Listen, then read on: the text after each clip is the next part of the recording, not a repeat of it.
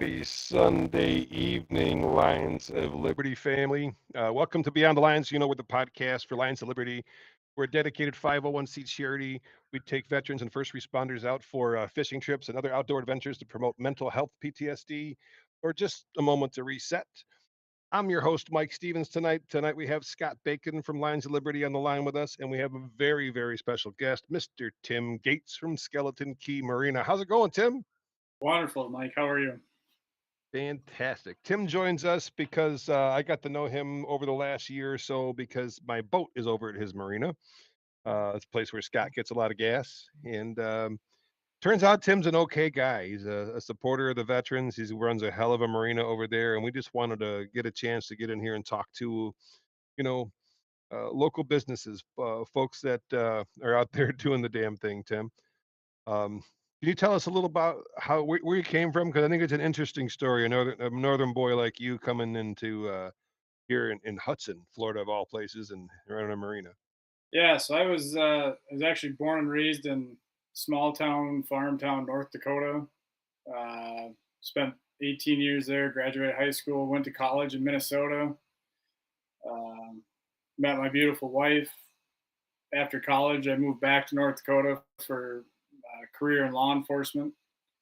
Spent 6 years in Minot uh, with the police department, and then I left North Dakota in 2017 again and moved to Minnesota and did another 6 years in law enforcement in a suburb south of St. Paul. And after after the tenacious years of Floyd and Philando and all the riots that were happening right there, it was just thought it was a good time to exit. So uh, my in-laws have been in the Hudson and Newport Richey area for 15 years and had their boat at Skeleton Key for that long, and said Min was getting ready to sell the place, so we came down in March of 23 during spring break and made an offer, and finally ended up buying the place in February of 24.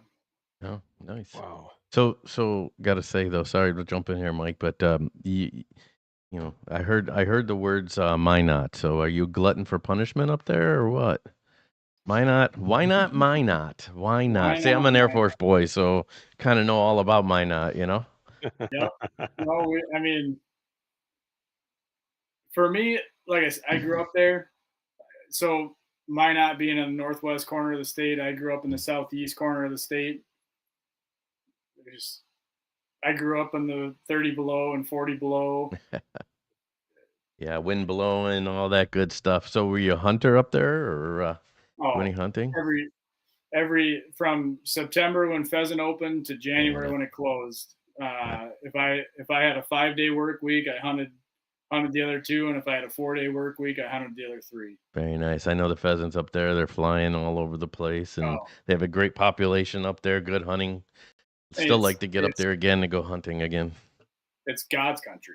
It's Yeah. it's beautiful. It really is. I mean, other than the wind and the cold and all that stuff, but people hate North Dakota because of that. They'd say in the Air Force, I'm like, send me there again. I'll go. I loved it. There's So, nothing to stop the wind. well, yeah.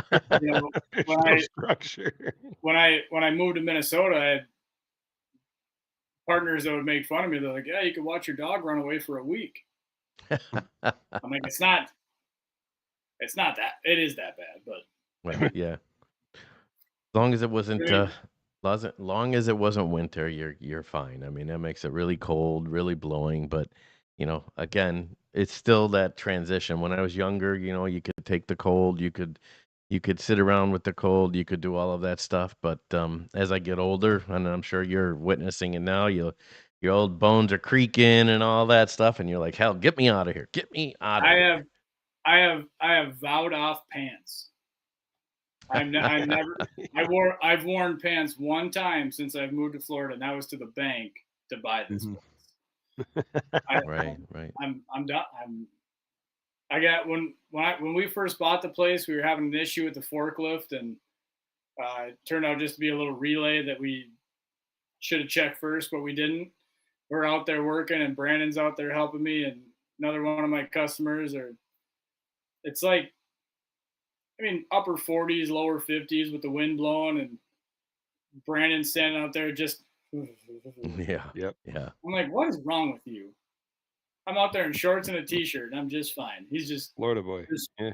just shivering. Yeah, just a Florida guy. Hey, we're from Buffalo. We get it, brother. Like, No, we don't. I am freezing all the time down here. Wow. well, Freezing. you are. Yeah. So, but I Hey, it did looks like hear. Captain Oh, go Gene ahead. Hammond joined us, brother. So shout out to Mr. Hammond. All That's right. our lovely president, Tim.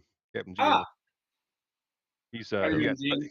he does tickets every year to the Valspar. This is his annual event that him and the wife go enjoy. Oh, Very, lucky you. very nice. So I did hear. Sorry, Mike, just jumping in a little bit here, and not to take over, and just some of those other things. But I did hear Get you away, say that brother. you were prior law enforcement. That I was. I did 12 years. I spent. So I went Thank to you for your college. service. Thank you. I went to college in southern Minnesota at Minnesota State University Mankato and got a degree in law enforcement. And at the time, I graduated in 2010, and at the time, I think I filled out 65 or 70 applications in Minnesota. I stayed away from the metro. Just being a North Dakota kid, I didn't want anything to do with the concrete jungle. Yep. And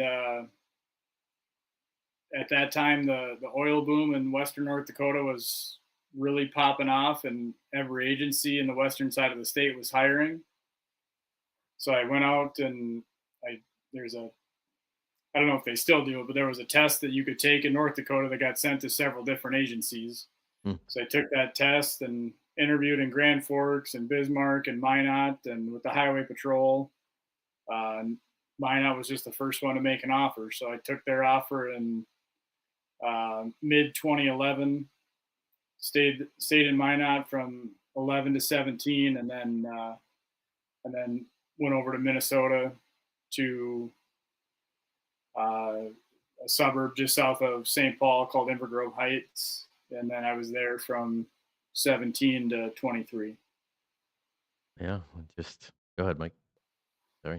Scott, I'm sorry to interrupt, but somebody's got jokes on Facebook today. Oh, here we go. There we go. So Scott and I are both from a little country town near Buffalo, and when you're not from that area, people like to say that you might be from Canada. So Captain Gene Hammond would like to know, Scott, is Minnesota and North Dakota like in Canada like Buffalo is? No, I didn't hear Okay, A come out of his mouth yet, so no yeah, A's. so Yeah. listen, a little geography lesson. Those are all in the United States, Mr. Hammond. Thank you for your service in defending our country, even though you didn't know which states belong to the Union. All right. Minot's close. It's close. That's close to Canada. Yeah. Minot's about 40 miles. Yep. Yeah. We're used to that Yeah. too.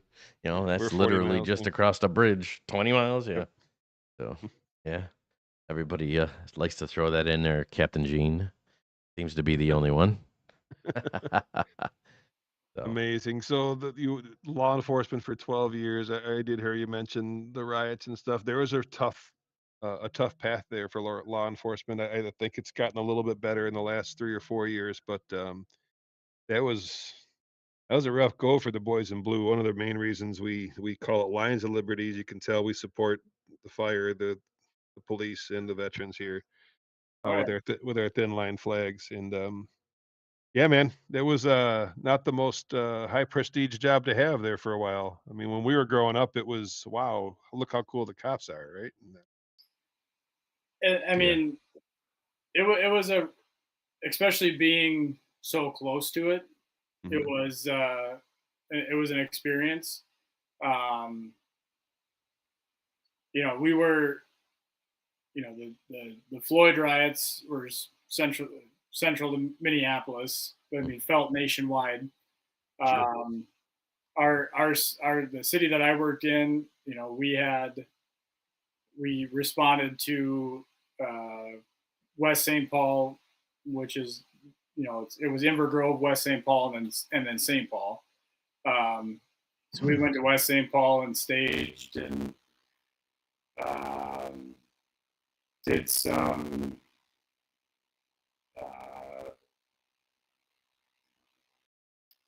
whether want to call it interdiction, but and then constant patrols. But I had experienced something similar when I was in North Dakota. I was for 3 weeks. I was assigned to the Dakota Access Pipeline protest, and that was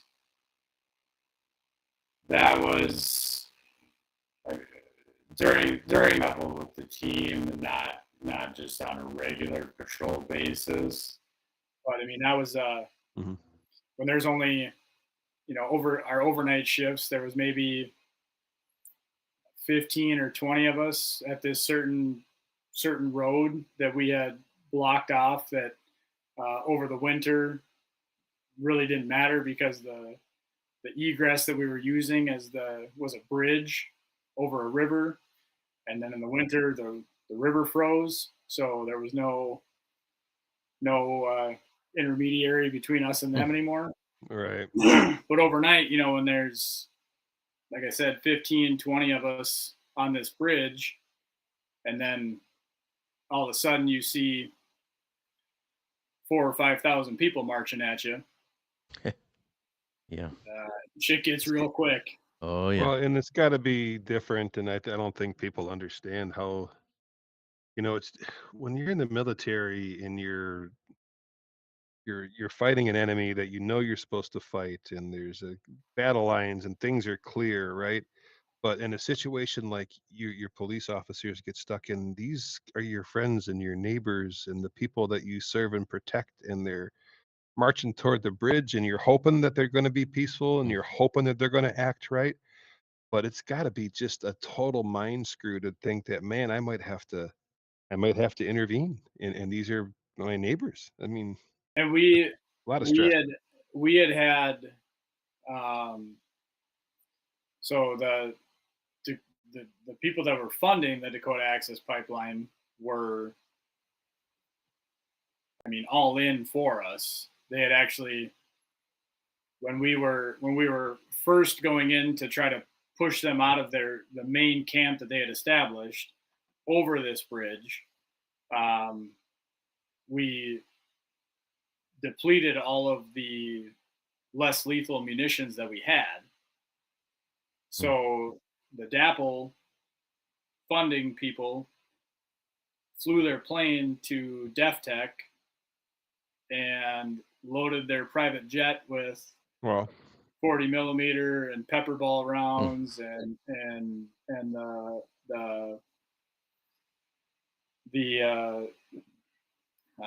I'm going to pass over that because I can't think of what the name of it was, but they flew it back. So, I mean, we got resupplied, and we were using water hoses. And then, when we were using the fire hoses, I remember the one time, we woke up the next day and went out to our post, and the water had frozen, and there were some of these protesters in the ditch of the road using the tops of like 40-gallon totes as sleds, sliding down this. Yeah, because now they can get across, right? Yeah. Yep. But it was an experience. I mean, I don't tell the story often, but I mean, I know there's a few people that hear it. I mean, we were there, and my team was assigned with several other agencies to take this backwater bridge, which was a secondary access point that we had to shut down. And I mean, through all the chaos and noise and people shouting and the fires that they had lit, I remember off to the side, I see this Native American gentleman in a full war headdress, face paint, and he was probably 150 or 200 yards away from me. And he and I were carrying on a conversation at this level of voice. Wow. I could hear everything that he said, and he was responding to everything that I said. Wow. It was wild. I mean, through my, I had my headset on to talk to my team, and I could hear every word that this guy was saying. It was insane. Yeah. That's wow. Wow, wow, wow. Well, I can't So imagine why you felt like it was time to get out of yeah. that for a while and find some sunshine, huh? Yeah, Yeah, yeah. exactly. So transitioning to that, I mean, I personally heard you say, well, I had a marina open up, but you don't just arbitrarily say, "Oh, I'm going to buy a marina." What was this something that was in your blood? This is something you're a bass fisherman from, Minnesota. Is this you did something there? Is it just, "Hey, I love the water. I got to get out. It's a little serenity." So what caused you to go after a marina? So it's actually exactly it was nothing. I mean, my dad and I fished my whole life. Grew up Mhm. fishing, hunting with my dad, shore fisherman, fishing for walleye, fishing for Yeah. pike, Yep. and ice fish. Yep. But yeah, I mean, my father-in-law Neil had brought it up that Min had made comments that he was looking to sell, and we had already had our trip planned. My wife was a teacher, Mhm. and during spring break, we'd already had a plan to come down here in 23 in March, and I had like I said, Neil had his boat here forever, so I knew Min from the Right. ins and Right. outs. Um, Approached him in when we were down here, and we had made an offer. Mhm. He agreed to the dollar figure, and Yep. Just happened, huh? then it Very happened. It nice. happened. There was some definite hangups, some delays. With the bank, it seemed like it didn't matter how big or small the hang up was. It was always a 2-month delay for them. Wow. Were you So dealing with a northern bank? we moved down in uh, in July with the expectation to buy it in August, Mm. and that was when Hurricane Idalia was coming through. Yeah. And I mean, granted, that was a big one. That was a big hang up. But the bank was kind of like, why don't we wait a little bit? Mm. Yeah. Yeah. Okay, we can understand that. And there was a so that put us back 2 months, and there was another hang up, and then another hang up, and then we needed to wait for um, 2023 to end for another year of financial statements that they needed to provide to the bank. Mhm. And then finally in February of 24, we finally cut the deal and got everything done. Yeah. It's crazy, man, because I'm waiting for you to tell me, yeah, well, we used to load up all the boats on the lake and we do all that. And you're like, no, I just wanted to be in Florida with the in-laws and there's a really cool business to do. It's like, it's Yeah. You know, what I does that, especially for a marina, it's so niche, right? Yeah. To do something like that. And then I saw you make your bones, learn how to drive that stinking forklift, which takes a lot of cojones, brother. Oh, I'd never do that. Like I saw the sweat pouring off you, bro. listen, I can drive anything with wheels except for Right, a right. unicycle. I can't Mm. do one wheels. Right. Two wheels to 18 I can drive. I don't mind driving it. It's when I pick up someone's 50 to $450,000 boat, Mhm. that's when the nerves kick in. Sure. But Sure. it's just, and when I do it, I'm definitely not as efficient as Brandon and Ryan are, or Ryan was and Brandon is, but I'd rather just not mess something up. So He I doesn't go like in and moving my boat, Scott. Right. your boat's a tricky one. Yeah. Your boat's a tricky one. So, Uh, but I get the forks in to where I think they're right. I put it in park and I get off and I make sure they're right. And if they're wrong, I make adjustments and pick it up. The scariest part is just driving up to the gantry where you got to put them in. Mm. You're driving up and you're just Hope creeping. this You thing. wait for it. Hope it stops. Yeah, Yeah.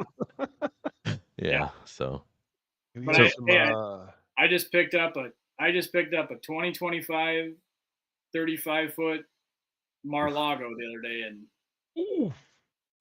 Like, oh, she's beautiful. I would That's imagine it's Picked probably it up, nice. 2 of my houses, at least 2 of my houses.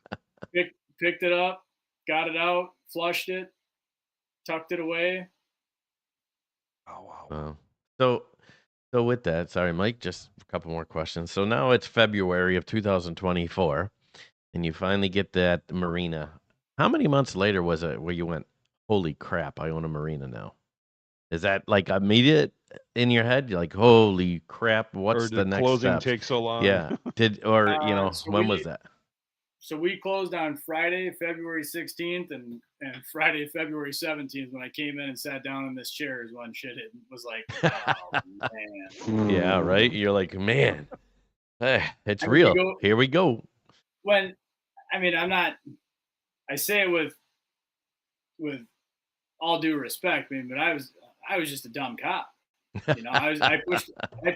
I pushed a patrol car for 12 years. Right. And then trying to go and be a business owner. I didn't take any business classes or economics classes or anything, Yeah. That wasn't what I was going to do. So coming in here and trying to figure all this out, luckily I got a local friend that hooked me up with an accountant, Mm-hmm. and I started, when the second delay happened, I had already signed up under this accountant. So she had kind of got things squared away, and my local banker was in contact with us either every day or every other day, Right. getting things squared away, making sure all of our ducks were in a row. I inherited, not inherited, but I took on the same insurance guy that Min had. So things just kind of, I just said, I want it the same. Write it up. I'll sign it. Yeah, I just need it. we have some Comments? we have some comments from Facebook here. Tim, Uh-oh. specifically for you. Oh, Wow. wonderful. Got asked the question, when did you realize, holy shit, I own a marina? And this lovely lady by the name of Carly says, immediately, from his wife. Wow. That's what I said. We signed the paperwork on the 16th, and on the 17th, it was like, shit, I got to go to work again. Right. And then Mr. Bacon, one for a couple for us. Michelle Denham says hello. Thanks, Michelle. Good to see you. And here's a blast from the past, Scott Bacon. Victor Kobe waves Hey, hello Victor, at us. how are you? Wow, I haven't talked to Victor in Great. Thanks years. for joining in. Thanks for joining us today. Okay, so here we are. You own Skeleton Key Marina here in off of Clark Street in Hudson, Florida.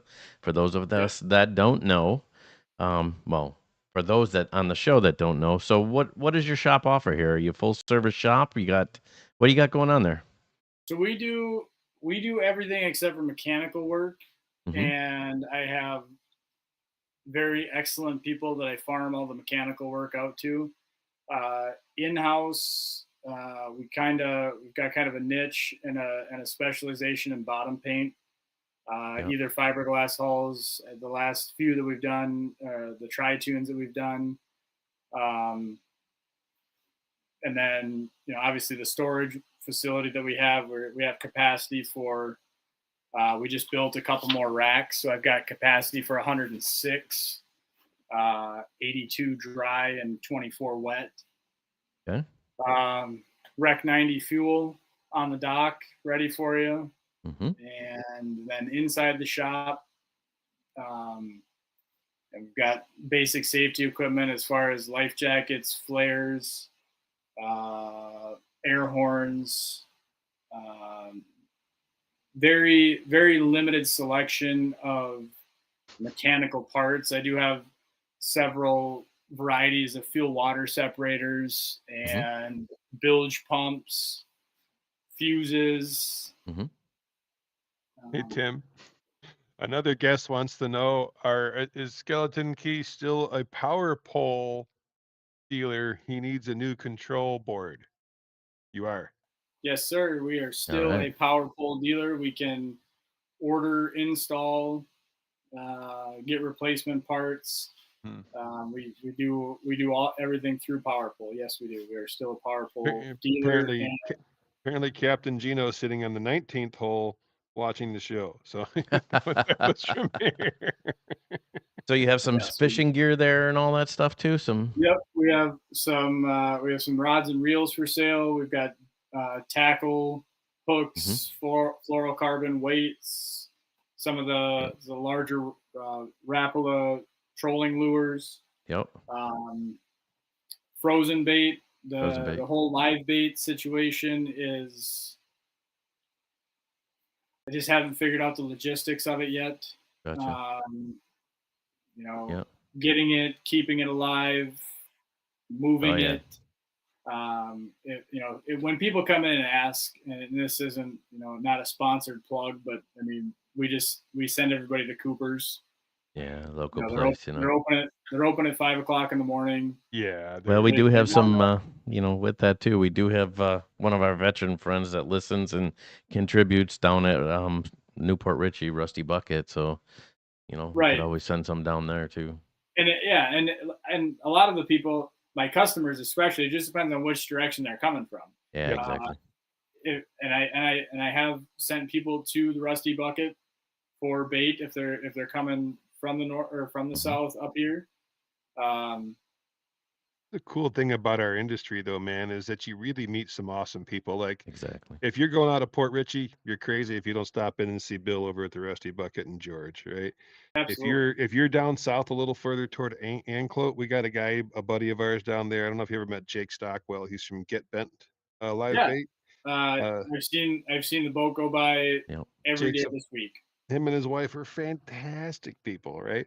So if you're down south, stop to see Jake, man. And then, Right. like you said, if you're up north here, it's hard to beat good old Cooper's, man. I mean, And we when we first had this vision, I mean, we were like, I've got 3 children. I've got a 9-year-old, a 7-year-old, and a 3-year-old. And yes, even before we moved here, you asked my 9-year-old now, what do you want to do when you grow up? Well, I just want to fish. Nice. Well, Yeah. up there, and granted, there are people that do it. There's the Jason Mitchells and the Keith Cavayases that make a living off fishing, but up there it's not as common. Down here, being a charter captain, I mean, you could do pretty well for yourself. Mhm. So now it's kind of more of a reality for him. But Right. what I was getting at is that we're like, in the summer, if this kid just wants to pedal bait, we'll throw traps. Yeah. right? Why We'll, not? we'll, have, Yeah. we'll have we'll have pinfish. We'll go out and throw the cast net. We'll get white bait. Mhm. But Hmm. where on the property, if I don't want to work my 9-year-old 7 days a week on his bait stand, So if it happens to be one of the days that he's not here selling bait, and do I have the manpower to go and do it at the same time? Because we thought Right. about having it in the shack down by the road, so we could hit up the public ramp traffic as well. Just Tell I, you, there's a niche market for bait during kingfish season. If you are any good at getting mullet live, you make a lot of money selling mullet during the kingfish I could tournaments. I could throw the cast net right out here in the gantry and get a dozen at a time. Right. I'm just saying. Before I got to get Oh, them before the dolphin do though. oh my God, right? Those dolphin So, like your marina. so They do. little plug. You got any rack space open? I do have limited. So after the storm, I was down about a dozen. Mm-hmm. Right now, I've got 2, maybe 3. Well, Some there you go, some people. There you go. some are. I've got a couple of people that are seasonal. I got Mhm. one guy that just paid for February and April because then they're going to go back up to Michigan. So then that'll open up, and it's really just hit or miss. We everybody that calls, we put them on a list and try to honor that list as far as Right. when they called. But then I've got when people come in and they literally tow their boat in that day. Yeah. Hey, do you have room? Yeah. Yeah. I waited. How long, Mike, did I have to wait before when I was Yeah, using the it was like marina? 90 days, wasn't it? Yeah, I mean, having a few there, but selfless plug, here you go. So if you guys want a spot or get on the list to find a spot, Skeleton Key Marina is a great place to go. Here's the address and telephone number. Give Tim a call over there and get on the list and see what happens. Yeah. So anyway, Scott, apparently Captain Gino really wants to be a part of this podcast. He wants me to remind you that everybody's really looking for blue runners for kingfish season, and they absolutely are. But everybody usually has the blue runners, right? So I was saying the mullet was yeah. a niche thing where a lot of people don't have mullet. So So, but okay, all right. I I love got that one more Gino. here. Yeah, go So ahead. so now we found the holy crap. Getting back to your story here, holy crap! I own a marina. You're spending your time, you're learning the ropes, you're getting things done, and then what was the date? September 26th hits? Was it September 26th? Thursday. Talk about that. September What 26th. happened? What happened on September 26th, right? Hurricane Helene. There we go, Hurricane Helene, and it really, really did a number here to the local area. So how did you fare? You guys were good there, right? You hear that chuckle? Yeah. Yeah. I came down at 6:15 Friday morning. Not really knowing what to expect. Yep. And came around the corner from the Inn and Sam's and the public beach and saw two anchors sticking over the fence. Wow. And then as my headlights hit more of it, I was like, oh, No. Yeah. my goodness. Yeah. Thank you. I think the Facebook said it was 20 boats stacked up at your gate, basically. 23. Wow. 23. So you couldn't even get in to even do anything, right? They were right there, huh? I had to use that anchor that was sticking over the fence. Luckily, it had I've got the barbed wire that goes on top of my 6-foot fence, but that anchor had pulled Pushed it that down for you. Yeah, there you go. So I Yeah. did a quick little pull up on that boat and pulled myself onto my customer Fran's boat, pulled myself in and surveyed the damage. Right. Yeah. So not only does it hurt the local sites, it also hurts the local businesses and all the people there that got their boats get piled up. But really, it's your marina, it's your business that you're taking care of. I mean, it's just, I can only imagine. I mean, my house got hit, and yeah, it's my house and stuff, and cleared out. But that's your livelihood. That's your business. I mean, that's devastating. I mean, I personally, I probably would have stood there and cried a few minutes, So Yeah, but I mean, especially only being 5 or 6 months into it. right. I mean, it was quite a kick in the pants. I mean, we, luckily for us, whomever built it this way, next to I've got one storage rack that's 16 long and 2 high, and then along the canal I've got another storage rack that's 10 long and 3 high, and then on the west side of that I've got this concrete ramp that I can drive my forklift onto. And so we put the forklift away that day at about noon on the 26th, and that's honestly what saved us. Right.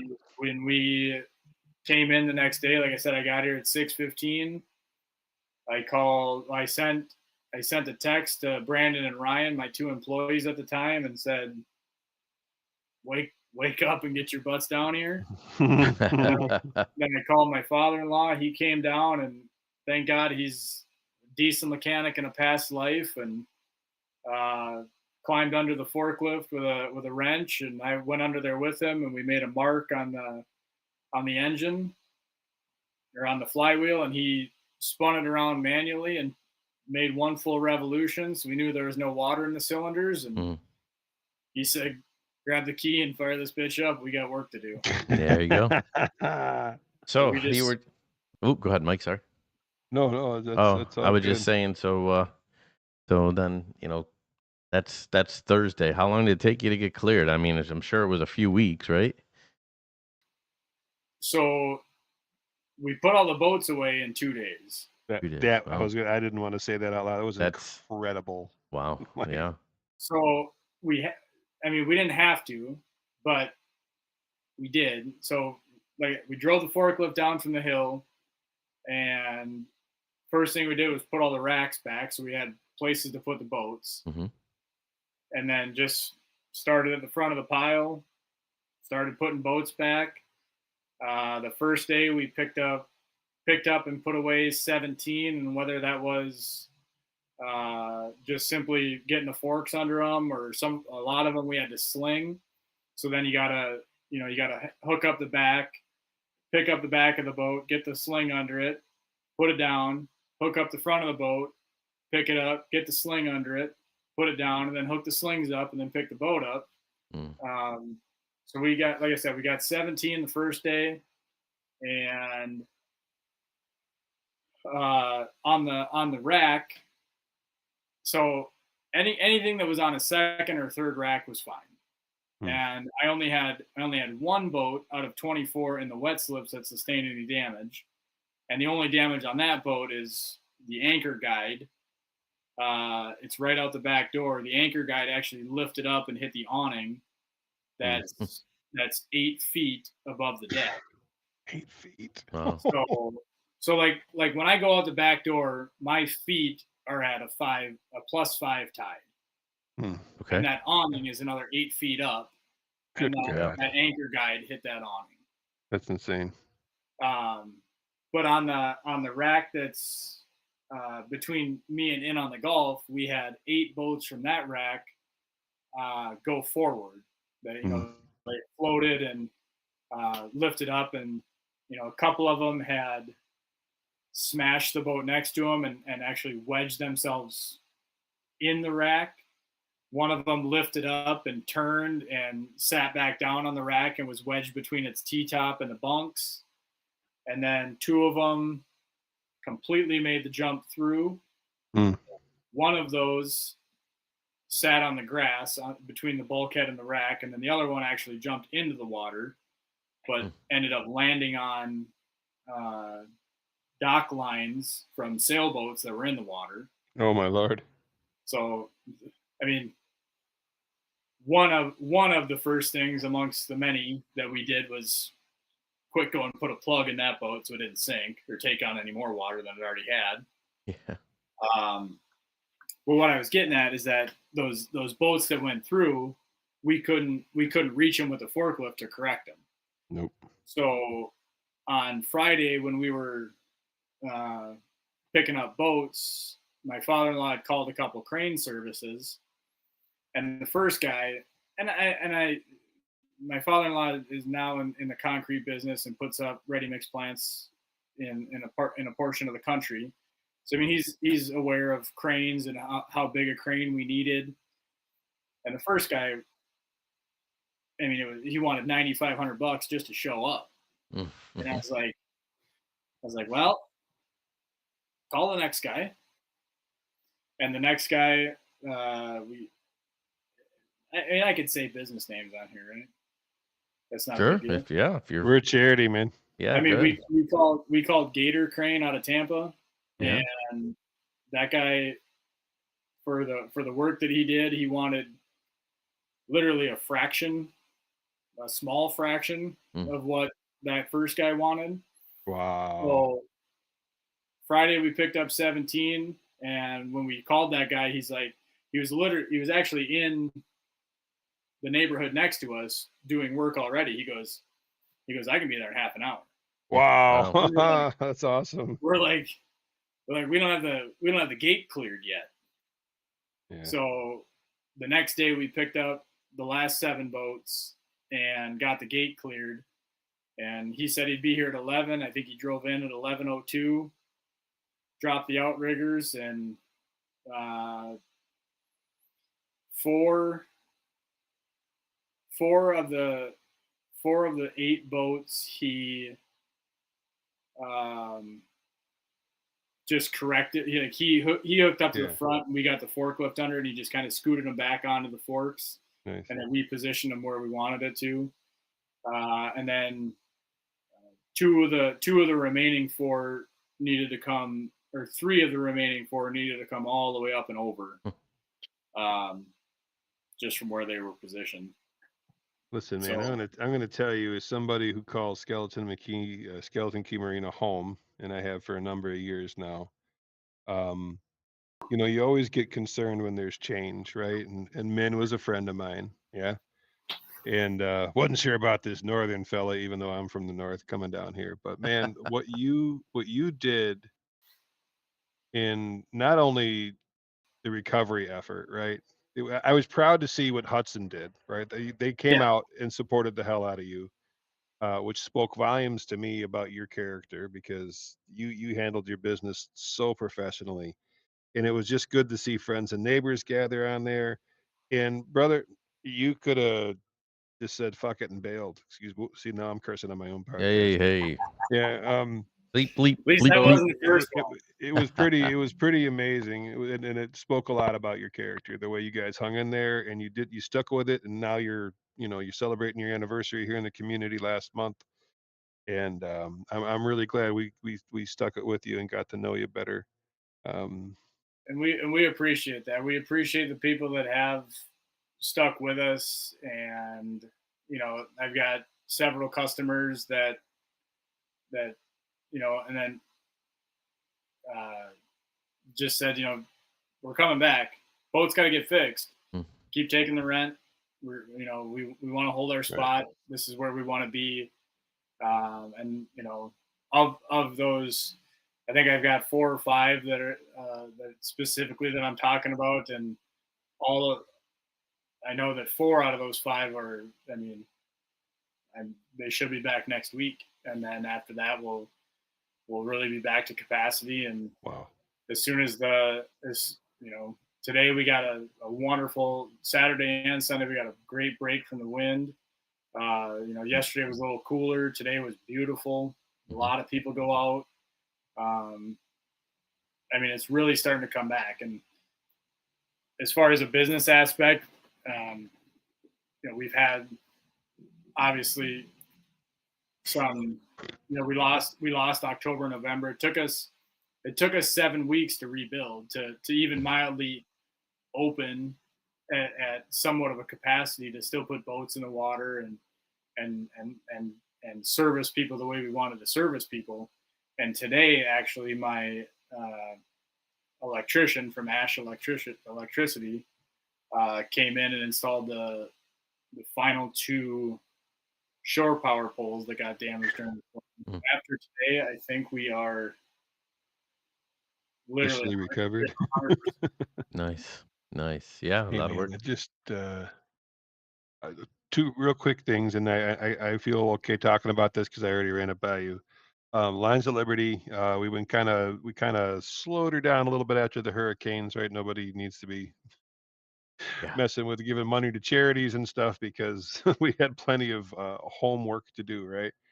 But we're going to start firing up our socials, and I know you and I talked about this. One of the things I like that you're doing down there is making sure you're engaging your community. And so let's get it on the calendar soon, right? We'll do hot dogs or something. We'll bring in a speaker, and we'll set up right at Skeleton Key Marina and just have a good time, man. Bring Throw some back people some down. cold ones, talk about fishing, like get our communities integrated a little bit, Absolutely. We have been trying to figure out ways to get more engaged in the community. Our open houses that we try to have they are more customer appreciation ones, so we tried to have one. I think what our game plan is to, have one at the beginning of the season, like we did. It happens to be our anniversary, right? We try to get it done before spring break starts, where either people leave or the community itself just gets overrun with not overrun. That sounds bad, but just gets flooded with a lot of people. Yeah, yeah. Either with time or obligations or whatever it may be, and then we'll kind of do it at the end of the season. It seemed like last year was the end of the season for us. Seemed to be Labor Day, just happened to coincide with Helene. Absolutely. But I think that's kind of our game plan, and then trying to find something in the interim to mix in, either try to absolutely host you guys and your crowd and a fishing tournament. I actually have a really good idea to do like a soft shot at this. We've been looking into doing something a little simpler to see, just to get the wheels moving on things, and we're thinking about doing a cornhole tournament with our online community and bringing them out. I think we could do that right in your parking lot, brother. I think that'd be a good So time. we actually, we would love to host it, and we have actually been talking about having a weekly bean bags from where I'm from. Yeah.